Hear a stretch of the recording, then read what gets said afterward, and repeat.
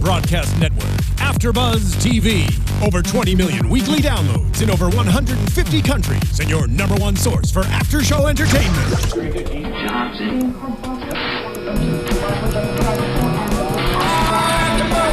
AFTERBUZZ TV, the destination for TV superfans. Producing aftershows for over 300 of your favorite TV shows. Interviewing celebrities and showrunners. And bringing you behind-the-scenes exclusives. All thanks to E! Entertainment's Maria Menounos, producer Kevin Undergaro, and internet leader Akamai. Now, let the buzz begin! Hello, everybody. Welcome to another edition of Survivor Worlds Apart After Show here on AfterBuzz. I'm your host, Nando Velasquez. We have a really big 2-hour episode to recap. And joining me today, we lost James. We did lose James, but James will be back. James will be back. He sends his regards. But I'm back. Yes. I'm Keetin Marchi. It's great to be back. And you can find Keetin Marchi on Twitter. At Keetin Marchi on Twitter and Instagram and Facebook. So yeah. Hang out, tweet at there me, you go. Instagram at me. I don't know if that's the proper term, yeah, but you can. Yeah, that's good enough. And you can tweet and Instagram me at Nandovel, Nandovel. So there we go. And of course, you can continue the conversation during the week with the hashtag ABTV Survivor and tweet at us. And Nando, I haven't told you this yet, but I have to tell you, I did get to go to Paley Center yesterday after my car got fixed. I know. There's an exhibit for those of you not in LA at the Paley Fest on Survivor. It's photos from all the seasons. It's very cool. Mm-hmm. But it's easy to kind of just stop by and you can kind of jump in there for like 30 minutes, look at all the pictures. It was fun kind of walking around and remembering all these moments and all these contestants. And they had 2 different challenges that you could test, which were both challenges on seasons that I had worked on, so they had done them before, but it was really cool to kind of step back into those shoes and do it again. There are these young girls that are over there, and they're like, "You're really good at this," because I'm like standing there like being all serious, and I just want to be like, "Yeah, well, I've had a lot of practice," but I made it in one of the pictures. You did? I did. So you're famous. I know. You can't tell it's me. I just know it's me. Just the back of your head or something like that? It's the back of my head, yeah. But I was so excited. It's from a challenge or something? No, that you guys were No, it's not from a challenge. It's from like the intro type, the intro shots, and they do all those cool little intro things. So that was exciting for me to be able to feel like I was part of that family. Oh, that's cool. I love Survivor. Yeah, we do. And we know that people are watching us live right now on YouTube also love Survivor. Thank you so much for tuning in live. We're on. Thank you to a couple of people on there already. Latarsha Taylor, if I'm saying your name right. I hope I am. And Saul Perez. And and hopefully some more of you guys join in on the conversation. Let's get started. This is a big 2-hour episode. Lots to talk about. Yes. I feel like, we could just skip the first hour almost and go to the second hour because obviously a lot of exciting things happen in the second hour. But let's start off. At least and just talk about because since you are a dream teamer, a former dream teamer, I really want to get your opinion on this too. Okay. And I read some stuff already online from Probst on EW, but. So let's talk about the reward challenge because it was the first time they had a reward challenge separate from immunity this season, and they were teasing it the week before. There was a big injury. Yes, medical was going to be called in. Yes, Dr. Ben. Yeah, shout out to Dr. Ben. It used to be Dr. Ramona, who I remember when I first met her. I kind of got a little starstruck because I had seen her on so many seasons, but now it's Dr. Ben, who's a sweetheart too. Based on what we saw the week before, we knew it was probably going to be blue collar and it was going to be a female. So. James was right. I was wrong. Mm-hmm. I was kind of wrong. I was kind of right because James was right in the sense that it was Kelly. I just felt because of Lindsay's edit, it would probably be Lindsay and she'd be taken out. So I was kind of right. Yeah, you could. I was kind of right because Lindsay's going to get taken out anyway for other reasons. We'll get there. But talk to me about. First of all, this is a challenge that we've seen many times before, and I will admit. I was expecting the injury to happen from someone like bumping their head or falling over an obstacle. I have to tell you, so like a lot of people, like I feel like they tweet or they talk about, oh, they can really see, they can see through the buffs, whatever. No, when they do blindfolded challenges on Survivor, it is serious. I mean, they are so careful about nobody cheating. Mm-hmm. They and that's kind of what they use the Dream Team for a little bit, is to find all those loopholes that people could potentially do. But when they've done blindfolded challenges so many times, like you're in blacked out goggles, plus you have like another like kind of blacked out cloth over you, and then you have the buff over that. Yeah. So you have like 3 layers of I can't see, and it's probably one of the funniest challenges to watch happen live, whether it's a dream team rehearsing it or it's the actual contestants doing it, because it like people just, I mean, and you props to people who just go all out. I mean, people are nailing their crotch, people are just like clotheslining themselves, people are dragging other, it's hilarious, but it is very, very dangerous because you cannot see. And I thought it was so interesting how much Jeff was screaming and screaming, be careful guys, watch those things. Yeah. And because Jeff does do that, because they give everybody like, hey, you guys got to be careful. These are the things to look out safety for. involved. Yeah, there's got to be tons safety of involved. safety involved.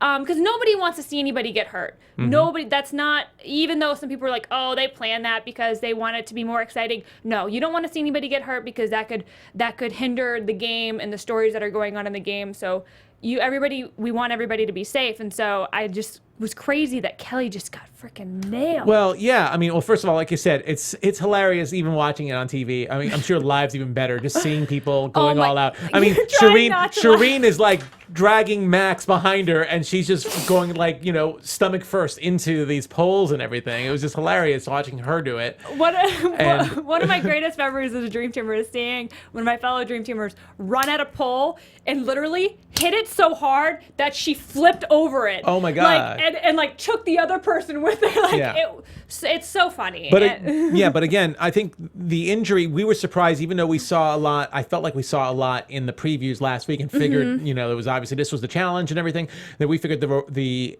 injury would happen on the field. And it did happen on the field, but it happened with the platform that they used to bring items up. And there were just so many, like you said, there were so many clues that the injury was probably going to happen there due to the editing, because Jeff was yelling at Dan numerous times. He was yelling at, I believe, Will as well. I think they were focusing so much on Will that I was like, uh-oh, that's what it's going to be. It's going to be Will, or it's going to be somebody over there. And, I really wanted to see a comeback from the no-collar tribe this season. So I was like, no, Will, stop. Like, don't mess up that.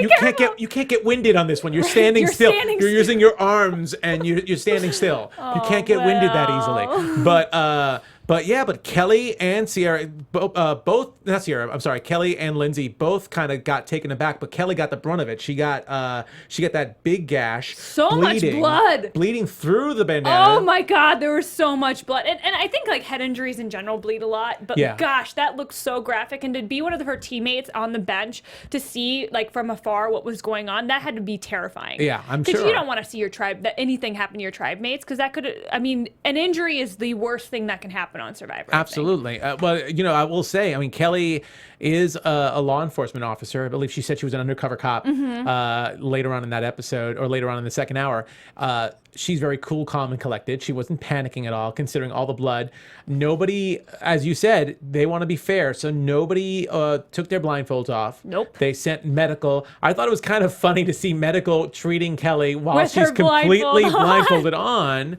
And just as amazed that Kelly was just very cool, calm, and collected. Yes, Rodney. Hashtag the 3 C's. Hashtag 3 C's. It was really nice to see that she was pretty much under control. Another C, fourth, and she was able to handle herself. But it's still really, really hilarious. And I get it. I was reading the Probst interview on EW with Dalton Ross every single week. I always, that's a must read on Thursday morning. And he was just saying they didn't want to give anyone an unfair advantage. If anyone took their blindfold off, they'd get to see the field and they'd get to know where the layout was, and it would give them an unfair advantage. And then they'd have to start all over again, which would be just as unfair. Yeah. So, but still really hilarious to see. Kelly's got some, she's got she's a badass. Yeah. And if I was like, obviously as worried as I would be about my tribe mate, to see her kind of go through that the way she did, I mean, in my head, I'd be like, wait, like, this lady, there's got to be more going on there, because I know she's a cool lady, but come on, to have your full face covered in blood but still not be able to see, then get up and keep going. I mean, that's gotta be a little intimidating to go. I mean, somebody that you absolutely want on your side, but somebody that you need to be remembering these things strategy wise to when you do move forward into our post merge. Like, this is somebody who gets knocked down but gets right back up. So I'm like, literally Chumbawamba. Literally, she is don't Chumbawamba. mess with her. Yeah, absolutely. I would say if this challenge happened later on in the game, I think it would be a big target on her back, you know, because this woman can take it. But it's still early enough, and we saw later on that Mike was like, I want to align with her. So we see that Mike was trying to form an alliance with her, or forming an alliance with her more or less toward the end of this episode. And again, you know, Probst gave her the option to step out. She opted to stay in. If she got lightheaded or anything, they would call it off. You know, to no avail, Blue Collar still lost. And that was a big reward challenge for them to lose, because and they were the most hungry. They were the most hungry. I mean, Rodney was, you called it earlier, but Rodney even said it. I'm a big guy, got lots of muscles, you know, I need some protein. So they couldn't get chickens and they couldn't get eggs out of it. So they are dead last place. And it seemed to start a little bit of a tumble for them. Yep. But let's, you know, we could talk about Will's birthday and the fact they did a chick. Actually, we could talk about that really quickly because, yeah, I know you don't like that. Some people don't like it. But I thought it was hilarious that, well, first of all, they're being nice to Will, even though they know, everyone knows he's the next one on the block if no collar was to go back to tribal. But it was nice of Joe to do that for Will for his birthday. And with this timeout, why didn't they kill the rooster? That's what I want to know. Why did they kill one of the egg-laying hens? That's a good question. They should have killed the rooster, because the rooster, I mean, it's not like you're going to be breeding chickens to eat more. You're not going to be there that long to do that. The rooster's going to get real annoying, because he's going to start cock-a-doodle-doodling and waking you up at all hours of the night and day. Why did they kill a hen? I don't understand. I don't know. I have no idea. That's a good question. Can somebody please enlighten me to why they might have decided to kill the hen? Don't tell Lindsay that they killed the hen over the rooster. Just kidding. But let's talk really quickly about Jen, because Jen being a vegetarian, I know, we'll get into that later, but Jen being a vegetarian, didn't want to be around. Perfect excuse also for her to look for the hidden immunity idol. And she finds it. Winner, winner, chicken dinner, as she said. I love that line. And she said, you know, it's a good thing that I'm not a vegetarian. Look what happens, you know? So I can't remember her exact quote. It was something like that. It was really funny. Yeah, and I commend her for doing that, because honestly, when you are in that situation, you get hungry. Yeah. Those people are starving. And for her to stand by kind of her beliefs and walk away from the situation, but then also use it, like, not just walk away and pout and be angry about the fact that they are killing the chicken, which she was very frustrated at first. That's the route I thought she was going, but she used it. She did used her time wisely. Yeah, I should say. Well, we've seen that. I mean, I remember from season 2, Kimmy Kappenberg. That was a big thing with her. That was the first time I think we saw chickens in the game, and she was a vegetarian, and that made her incredibly annoying. I remember that she was kicked out shortly after. Well, for other reasons too, but that too. Anyway, so Jen and Carolyn are the people who have the hidden immunity idols, one on the no-collar tribe and one on the white-collar tribe. Blue collar is still oblivious to it. Dan and Mike were the ones that saw the clue, and they didn't go looking for it. No one has. But let's talk about blue collar in particular. I want to make sense of this, okay? Because I don't understand this 100%. Okay. All right? There's a lot going on here. Yes. The whole Lindsay-Rodney argument. Yes. Okay? Now, I don't understand Rodney's point of view to begin with, so I guess I'm not agreeing. You agree with Lindsay's side, right? I don't know who I agree with on this, because the way I hear it, women should be held to a higher standard. I don't think of it necessarily as an insult. I think people in general should hold themselves to a higher standard. But I guess when Rodney says it, it sounds sexist. Well, I think the reason why it was such an issue is the context of which he said it, and the context of why he was saying it. Yeah. And the context of why he was saying it was because, like, something along the lines of, you know, guys, like when you break up with a girl, you go and you sleep around, and like you just sleep with a bunch of women, and that's how you get over it. That's how you get over yourself. guys can sleep around, but girls can't. But if you're a girl, you can't do that. Okay. You can't do that. Like, you have to hold yourself to a higher standard. And I think I think that is a huge double standard. Like, that's a double standard. Not saying anybody should go sleep around by any means to get over an emotional trauma, but and so that's for that reason I do side with Lindsay, but I think she kind of took it a little too far. When you put it that way, I can understand that better. It's just I figured the editing maybe made it, just to me, sound unclear, but regardless, I also feel like that's not an argument worth getting all heated about. Right. Just, okay, fine, you have your point of view and you're a meathead or whatever you want to, and you can do whatever you want, and I'm just gonna, like Kelly said in tribal council, I'm just gonna bite my tongue and take it. Yeah. You know? Yeah. But Lindsay, we've seen Lindsay already be angry with Mike. We've seen her be angry with Dan. She seems to have an issue with all the men at this point, at some point. And and even these two we saw in the first episode, it looked like they might have a little bonding over tats. And now they're just like... And now she's Mike Tyson, and she has a tattoo on her face, and she's messed up. Yeah, I know. It's ridiculous. Rodney is a character. It's very ridiculous, but here we go, seeing them interacting, having this problem. We go to the immunity challenge, and nothing really major, to talk about other than the fact that Blue Collar lost. So I think that's worth saying. Yeah, it was a very, very close challenge. It was pretty close. I mean, really. Which all of the challenges have been this. I mean, minus, we'll get to that. But so far, since it's been a 3-tribe split, all of the challenges have been so well done that they have been very close and very, very fun to watch. And not just close, like, I feel like because of the editing purposes, I think they have truly, truly been down to the wire. And I love that. Yeah. And that was such a cool puzzle. The ball... Yeah. That was so cool. I did like that a lot. It required a lot of agility, and you could see people getting frustrated with it. You saw Mike and Max did it too, a couple of those really sudden moves to try and just jet the ball up, and it didn't really work that way, but a lot of balance required. I liked it a lot.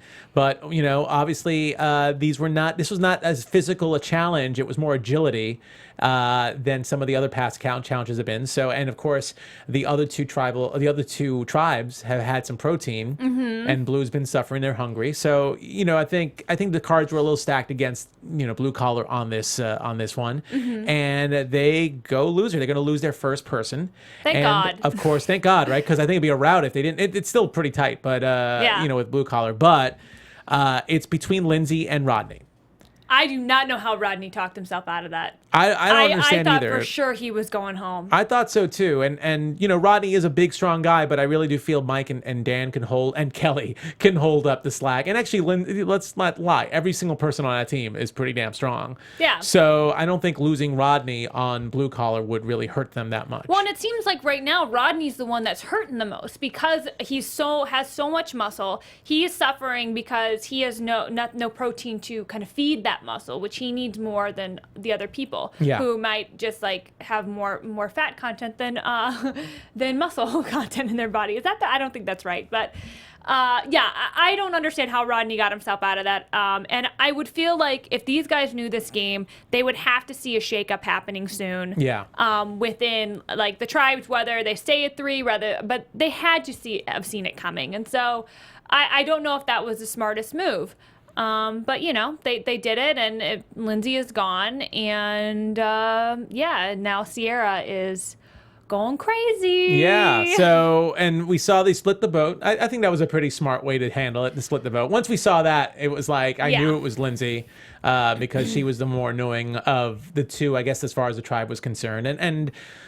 Look, I think it's 50-50 split. I think Rodney and Lindsay both got on a lot of people's nerves, but I think Kelly and Mike were the clinchers. And, well, first of all, Lindsay already rubbed elbows the wrong way with Mike. Yes. And I think that's pretty what happened. Yeah, I think it was a guys versus girls thing that it ended up being. And Kelly went along with the guys. Well, and Kelly also, she's about, less drama. Kelly's just so chill. She kind of goes with the flow until she needs to make that move, and she's like, I don't need to make that move right now. I'm not going to piss off the guys. So she just went with them. Well, I'm a little sad that Lindsay went, but to be honest, they showed a lot of her the last 3 episodes. So I felt like she was possibly a goner really soon, earlier rather than later. But she was an interesting character.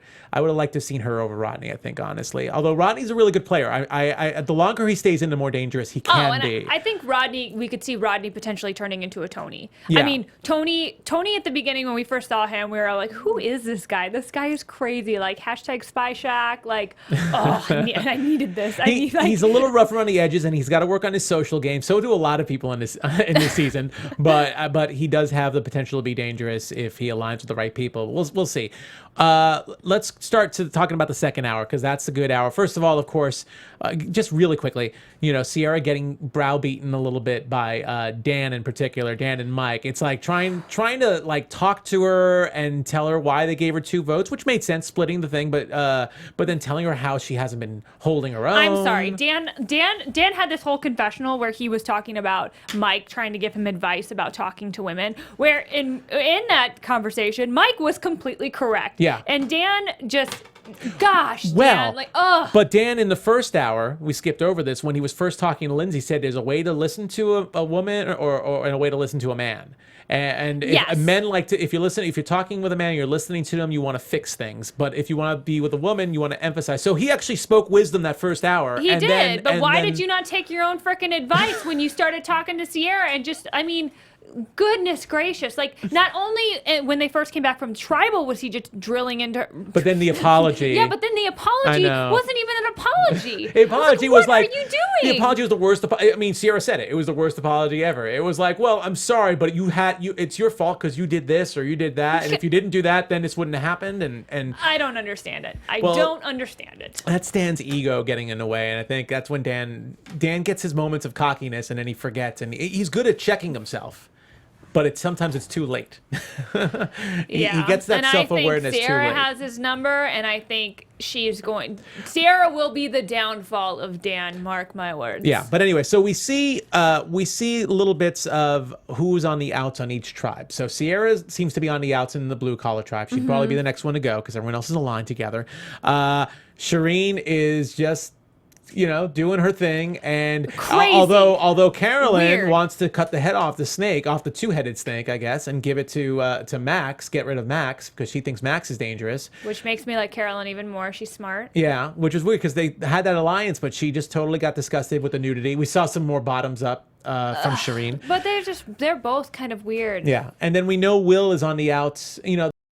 I seem to get along really well, but Will also knows that he's kind of like on thin, shaky ground on red collar, yes. Red collar, no collar. I like saying red collar on no collar tribe. So anyway, of course this is about episode 4. So Jeff brings everyone together and drop your buffs. So big surprise. Yep. To some people, a lot of fun. They're turning it into 2 tribes. So Messiah, which was the white collar tribe, I remember that name, disappears. Yes, it's gone. And we have Escameca, yes, which is the blue collar tribe, yes. which was the former blue collar tribe, the blue buff tribe. Which there is still a hidden immunity idol on that beach. Yes, I was going to say. Still a hidden immunity idol on that beach. It's the only beach that did not uncover the immunity idol yet. And then Red Collar Tribe is, Nagarote. And they don't have a hidden immunity idol, but they have 2 people with idols on that tribe. Yep. So, of course, the first thing you notice from this tribe is it's unevenly stacked. It's like almost everyone from Blue Collar, all the guys and Kelly. All the guys and Sierra all together with with Joe, the MVP pretty much from No Collar, and Joaquin, who is obviously the other young, pretty fit boy. The big muscle from White Collar, all together on Escameca. And Rodney. Well, yeah, and Blue Collar. So you have Rodney there too, and then Mike and Dan as well, and we said Sierra. And then on the Red Tribe, it's the two girls and Will from No Collar, and we have Shireen, Max, and Carolyn from White Collar, and we have Kelly, who obviously feels completely left out It's in like the the wind. island of misfit toys. If Kelly and Sierra could switch, if they were allowed to switch, I'm sure they would. So we definitely see people on the outs. We see what looks like Kelly possibly on the outs and Sierra on the outs. But of course, we know this is a Survivor, and just when you think you might be in a bad position, things turn around. You end up being a swing vote. So very powerful position for both. What do you think of the tribe makeups? I loved that Max brought up in Tribal that it was just like the one world swap, because that's the first thing I thought about when I saw everybody kind of move over to their mats, where it was very much like one world. They had in one world they had all like the pretty people and like the strong, young, athletic kids were all on one tribe, and then the misfits were all on the other, and it's I feel like it's so frustrating when something like that happens.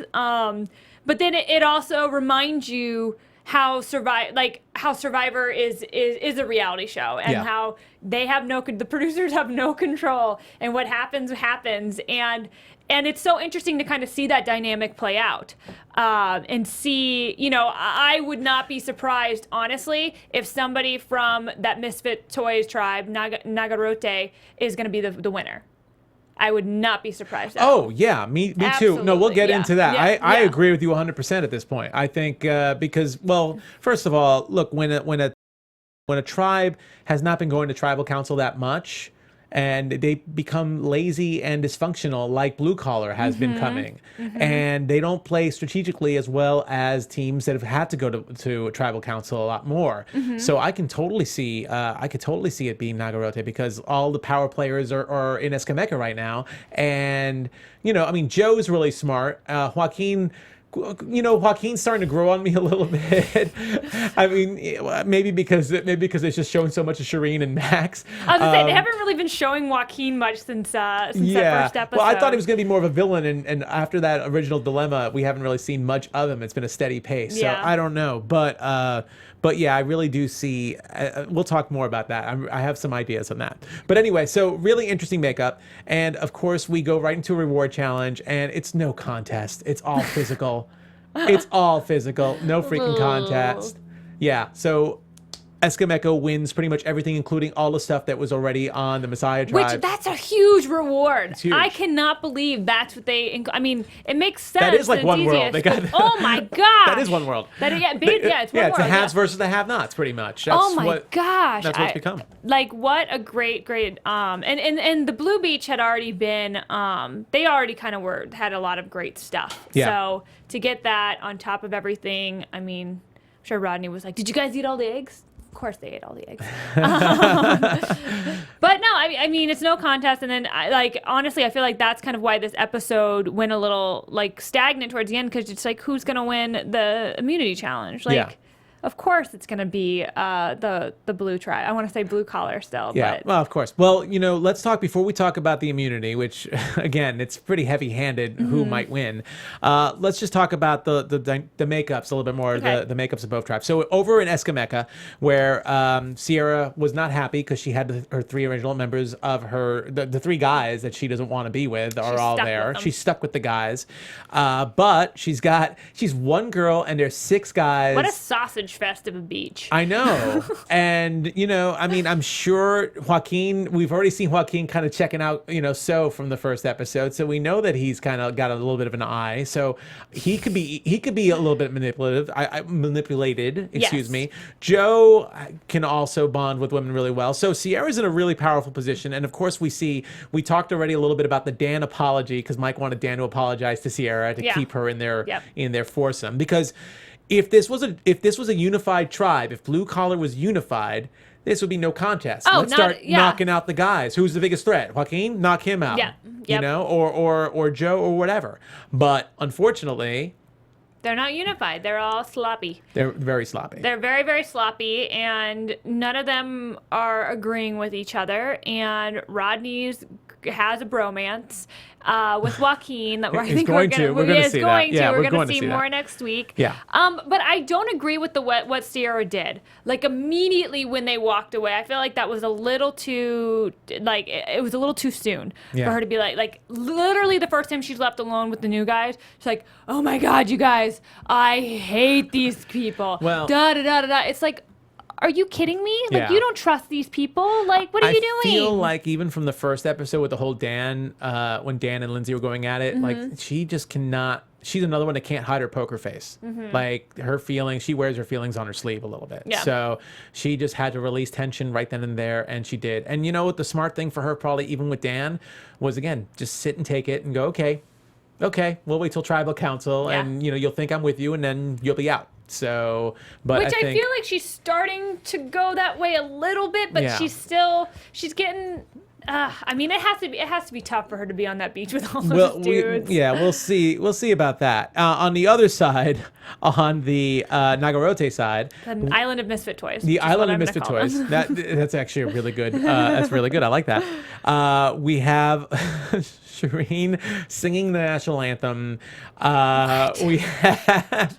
Every time she's on camera, I'm just like, what is going on? I Like with don't the know. monkey sex last week. It's the And she's like, you guys, the monkeys were having, like, I'm like, stop watching them. And I've been called on this a couple of times. I think people have been calling me out and us out on Max versus, let's say, Dan. Like they do similar things, which I don't think they do, and yet we praise Max and we make fun of Dan. Max maybe annoyed it's the Dan. crap out of Maybe me it's Dan this writing this. episode. I don't know. But Max annoyed the crap out of me too, and it makes me wonder because there was a big, I'm jumping a little bit around here, but we're still talking about Nagarote.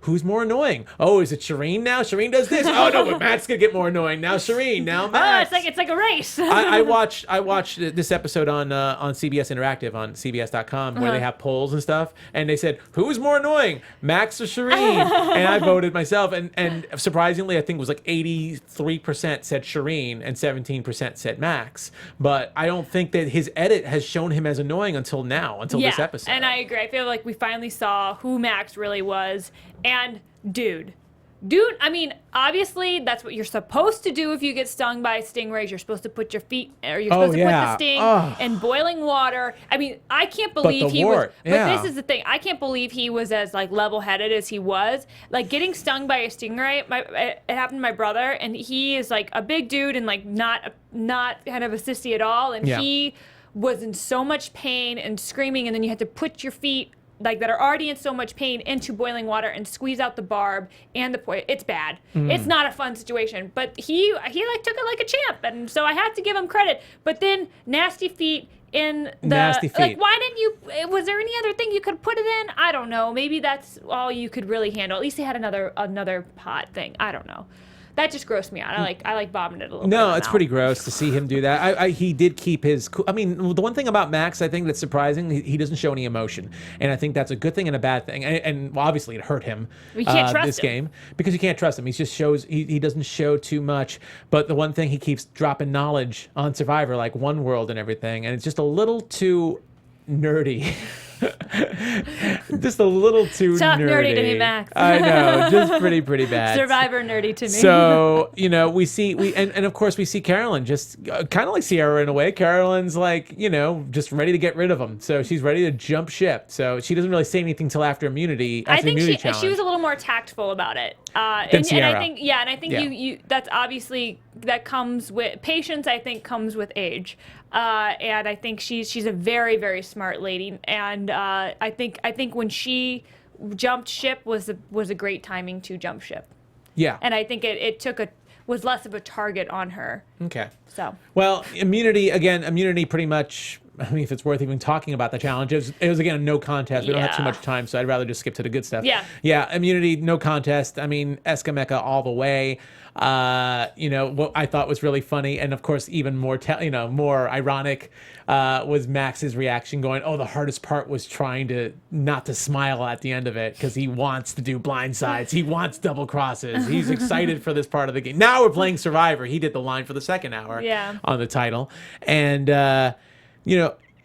this is just so interesting. I really wanted to spend some time talking about Max because this is the Survivor professor. This is the guy. He knows everything. He know and Saul Perez posted it up on Twitter and said it even like, if you know so much, why do you want to show how much you know in the game? Why are you showing your cards? First of all. Yeah. Second of all, biggest Survivor mistake. The moment you become comfortable is the moment you know you're gone.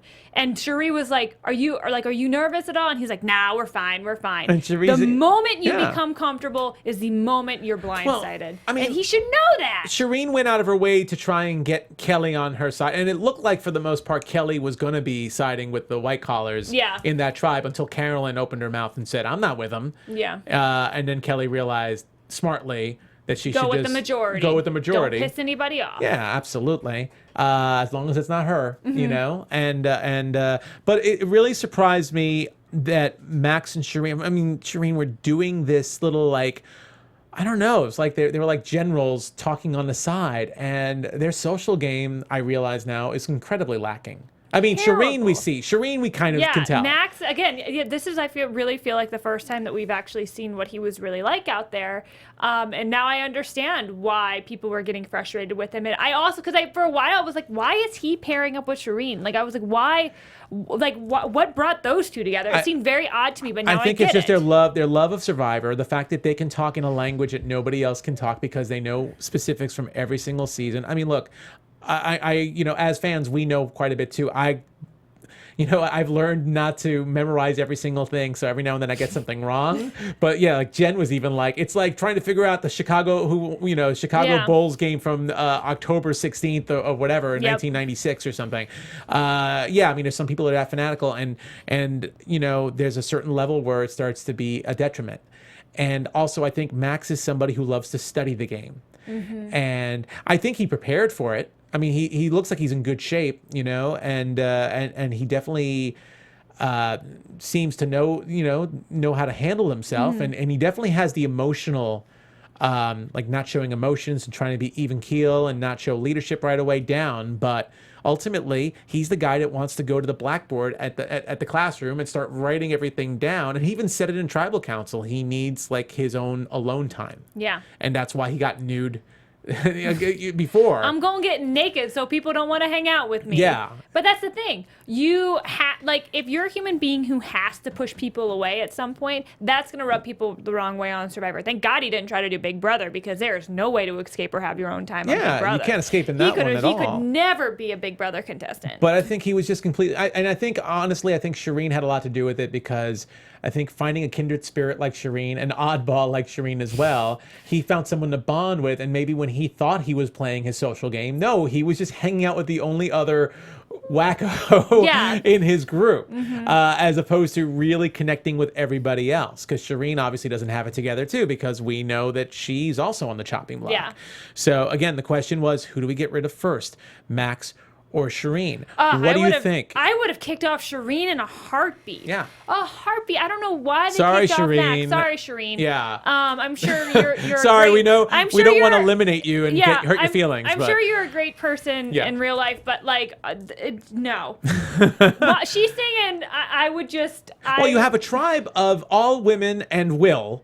And then you kick out the one muscular man, although he hasn't been the best in challenges, let's be honest. But better than he was Will. Kind of the crutch, with the puzzle. Yeah. In that ball in the first episode. So I don't know. I think that was. And Shireen has choked in challenges before. I don't think she's been strong in challenges herself. No, and she's a lot more annoying. So I think that's going to bite them in the butt. I think it was stupid to kick him off. Because the thing is, if you would have kicked off Shireen, you could just kick him off next if you lost. But you'd better your chances to win. And I also think that maybe, and this is my thought, maybe Carolyn jumped too soon, because obviously they want to have control, and they could have gotten rid of somebody. They could have gotten rid of Will or Haley or Jen.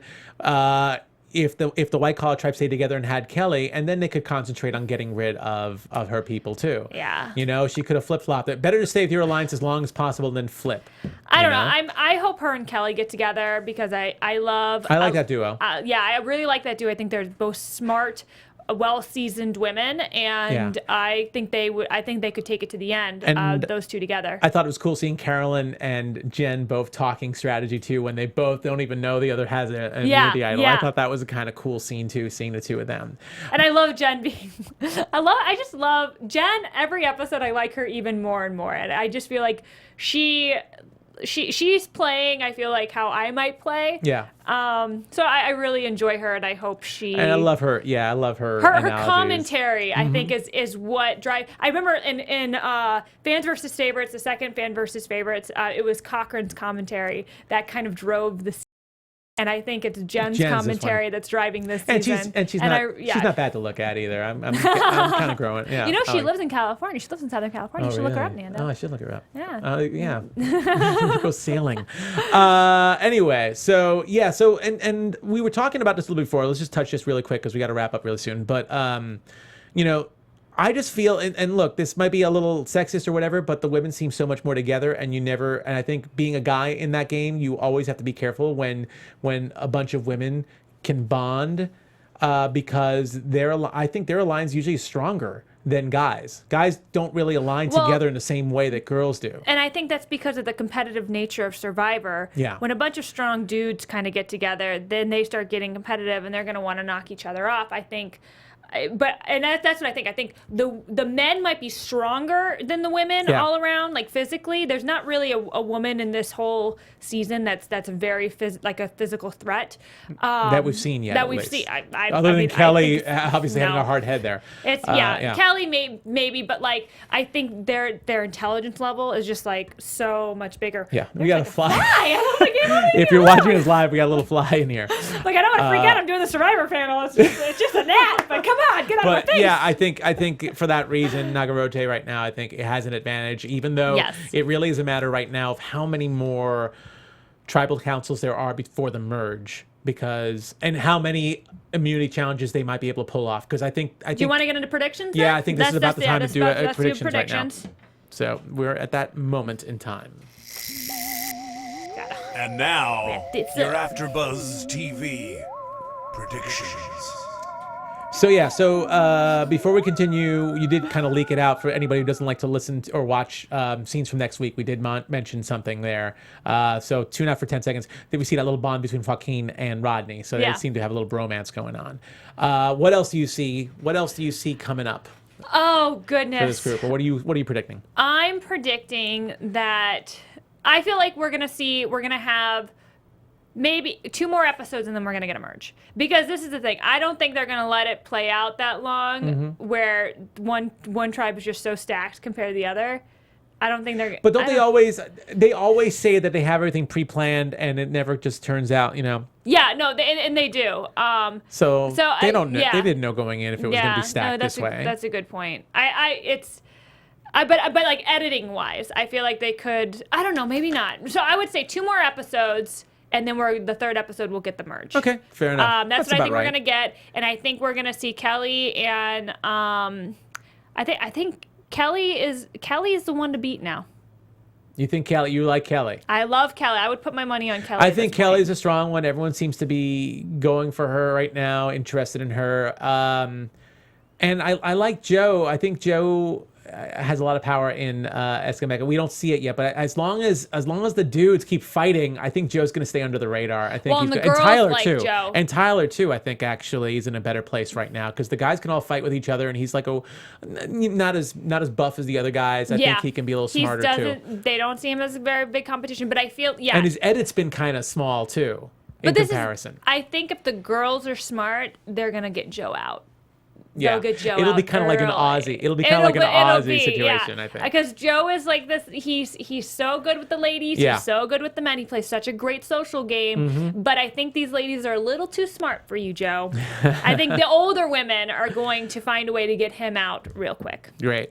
So that pretty much wraps up this edition of the Survivor After Show. And thank you so much for tuning in and for checking in on YouTube.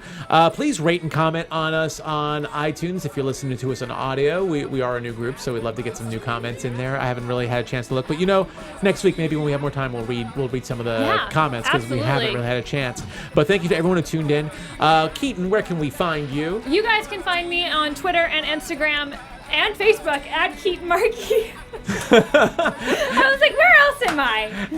And James Wallington will be back. You can find him on Twitter at James Wallington, right? I think it's James Wally. James Wally? I don't know. All right, we'll put it out there. Yeah, we'll put it out there. We'll put it out there. Hashtag ABTV Survivor. Yes, and you can find me on Twitter and Instagram at Nandovel, Nandovel. You can find us both here on various AfterBuzz shows and James as well on various AfterBuzz shows. Yeah. So yeah, please, we have like 97 shows. Feel free to tune in on any of them. If you have a favorite show, we'd probably do an after show for it. Thanks so much, and we'll catch you next week. From executive producers Maria Menounos, Kevin Undergaro, Phil Svitek, and the entire AfterBuzz TV staff, we would like to thank you for listening to the AfterBuzz TV network.